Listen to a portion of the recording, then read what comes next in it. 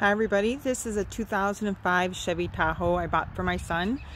Has a lot of miles, but the body looks like it's in okay shape. The only thing, yeah, that's a small little issue. That's inside, a little bit of rust.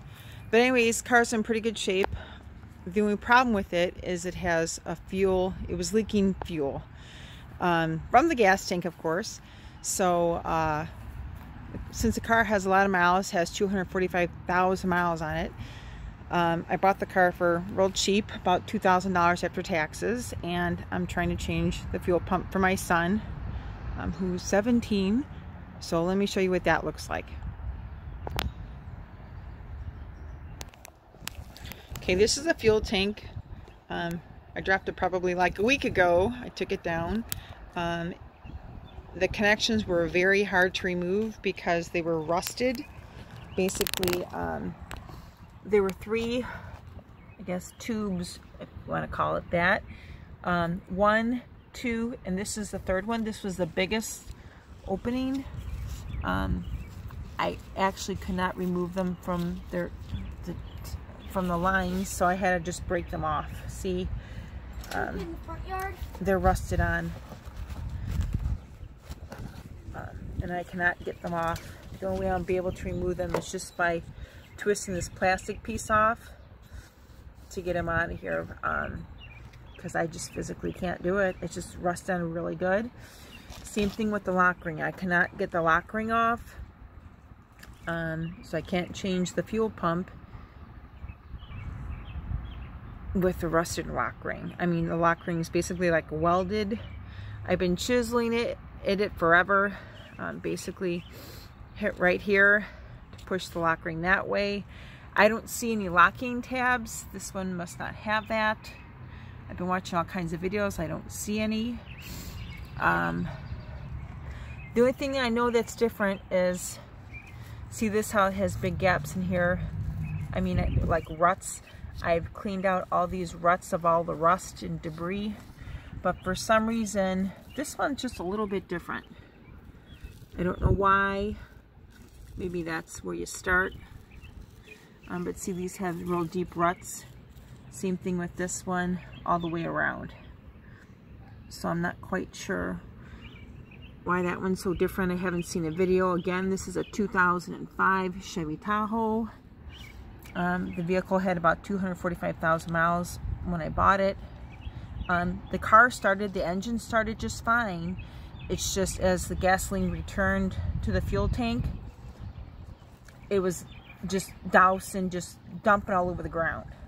So it had enough, it would pump the gasoline to the engine to start it, it just wouldn't, when it went returning it would dump it all over the ground. So after I bought it, I had to have it towed home. I've had it for about 3 weeks now.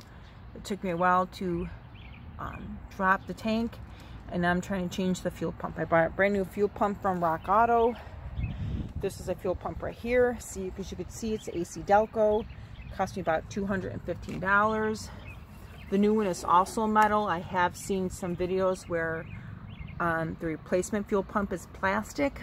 I mean, with the car having 245,000 miles, I don't think I'm going to have it for 10 more years, but anyways, this is a new fuel pump. I would love to put it in. That's the little, I guess, gasket, the green thing. That's the float here. But I just need to put this in. My only problem is getting this silly lock ring off.